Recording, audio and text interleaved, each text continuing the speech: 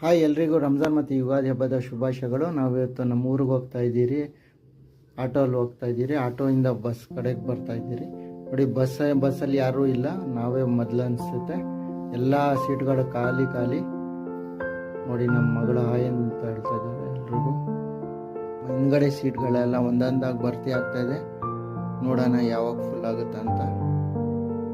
ರಂಜಾನ್ ಉಪವಾಸ ಟೈಮ್ ಆಯಿತು, ಅದಕ್ಕೆ ನಾವು ರಂಜಾನ್ ಉಪವಾಸ ಬಸ್ಸಲ್ಲೇ ತೆಗಿತಾ ಇದ್ದೀರಿ. ನೀರು ಮತ್ತು ಖರ್ಜೂರ ಸ್ವಲ್ಪ ಫ್ರೂಟ್ ಎಲ್ಲ ಜೊತೆಲೇ ತಂದಿದ್ರಿ. ನೋಡಿ ಬಸ್ ಎಲ್ಲ ಫುಲ್ ಆಗಿಬಿಟ್ಟಿದೆ. ಈಗಂತೂ ಖಾಲಿ ಇಡೋಕ್ಕೂ ಜಾಗ ಇಲ್ಲ.